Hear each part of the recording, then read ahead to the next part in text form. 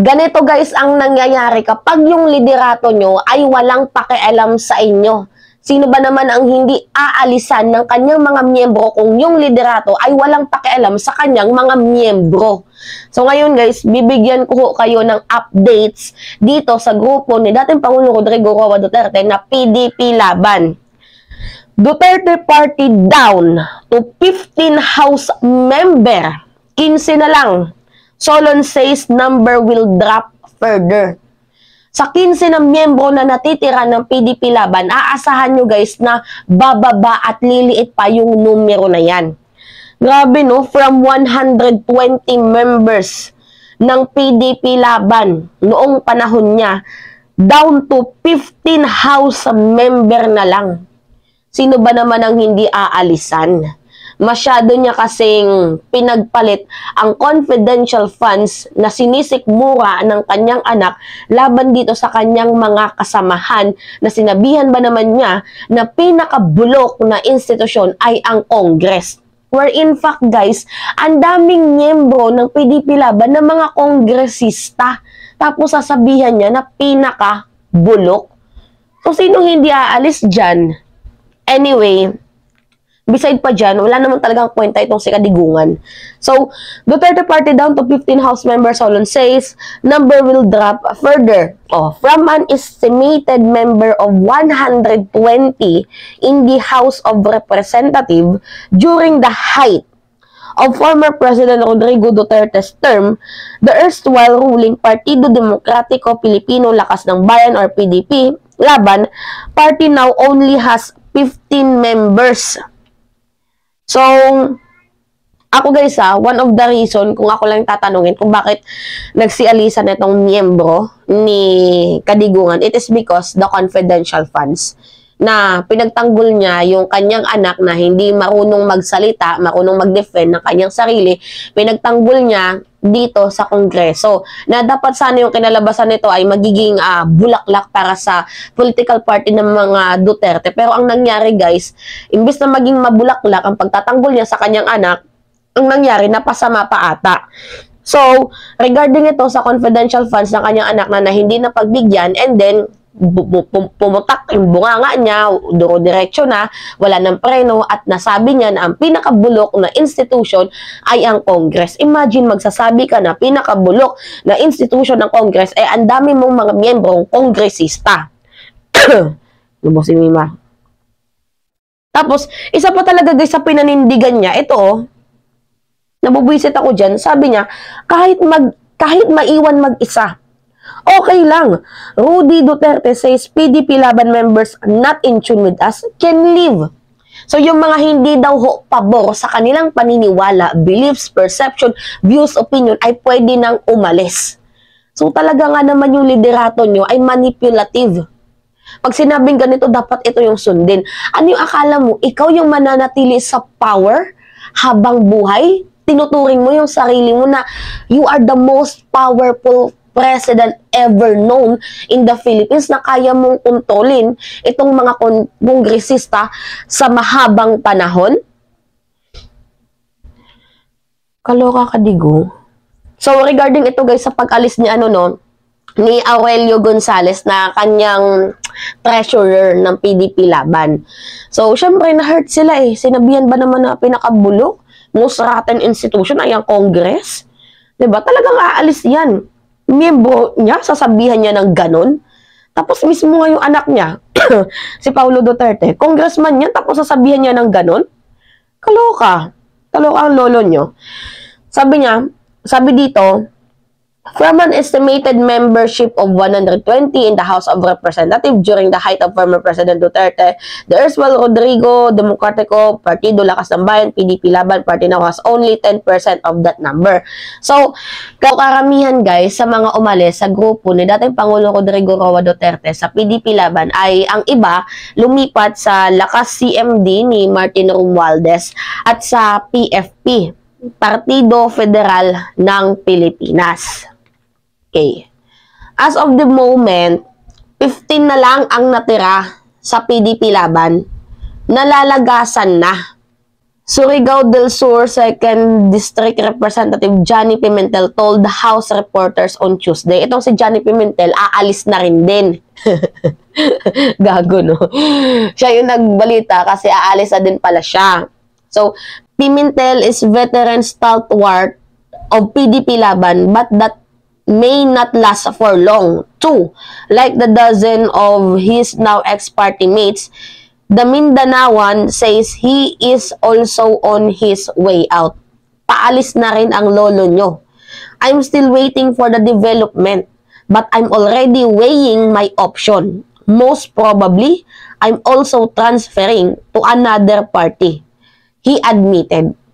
Pag-amin niya. Former President Duterte chair party, while Alvarez is the party president. So guys, ito yung history ng PDP Laban. Yan, no? Noong 2001, merong isa. 2004, dalawa. Noong 2007, yung mga kongresista, meron silang dalawa. Noong 2013, no, wala nga eh. Tapos noong 2016, ang sumuporta lamang ho sa kanya, sa grupo niya ay 3. And then, syempre, nanalo na siya. Meron noong 82 members na kongresista and 66, kaya nga umabot sila ng 120.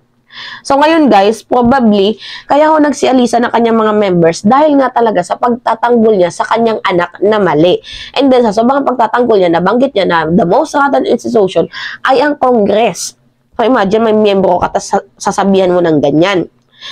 So, eto, yung mga natirang miyembro guys ng PDP Laban, si Jose Alvarez, yung president, Eric Martinez, Araco, Richard Co, Tonton Co, Carl Cari, Joel Sakdalan, Rose Panotes, Dali Corvera, Khalid Dimaporo, Isabel Zamora, Mitch Cagayon Uy, Divine New, Roel Gonzaga, at si Pimentel na paalis na rin. So ngayon, ito yung sabi.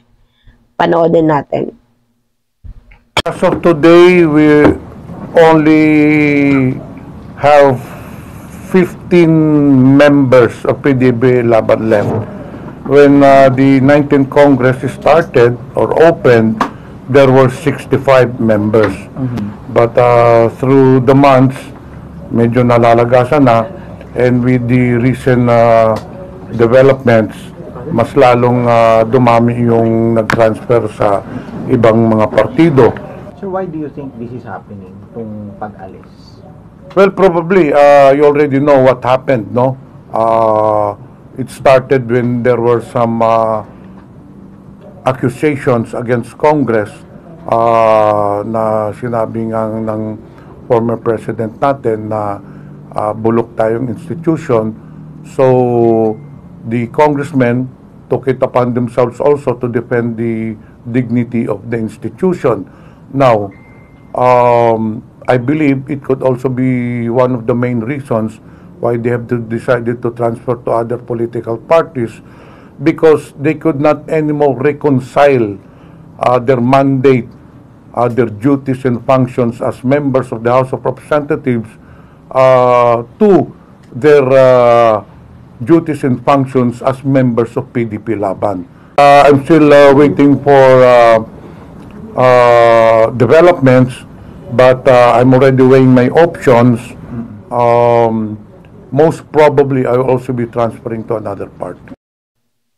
Yan ho. So, kakasabi lang ni ni Pimentel na they are weighing their option. Siya, weighing their option, and pag-amin niya din na kaya nagsisialisan kasi syempre pinoprotektahan nila ang muka ng Congress. Biruin mo ba naman, sinabihan na bulok?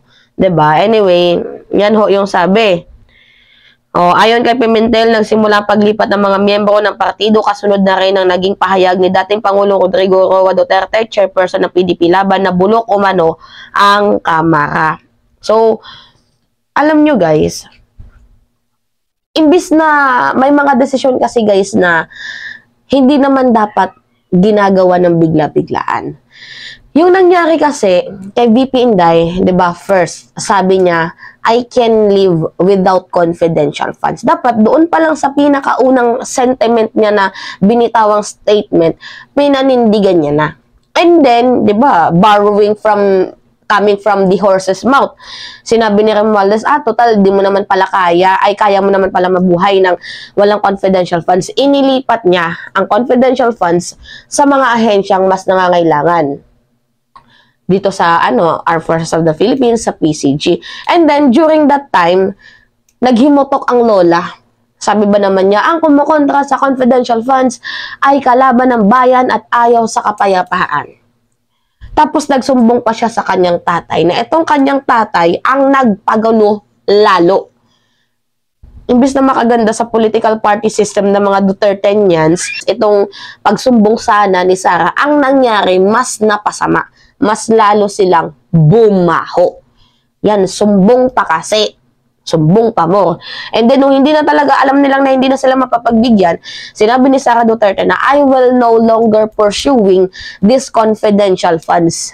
Diba? Pero hanggang ngayon, hindi niya pa rin nasasagot kung saan niya ginamit ang 125 million within 11 days. Samantalang guys, yung PCG, tama ba ako, Philippine Coast Guard, 117 million sa loob ng 17 years. Tapos si Sara Duterte, 125M. Within 11 days lang. Diba? Nakakaloka. Tapos ipapagtanggol pa ng kanyang amang paurong na din mag-isip. Diba? Dapat yung mga pagkakamali, hindi na sinusundan ng isa pang pagkakamali.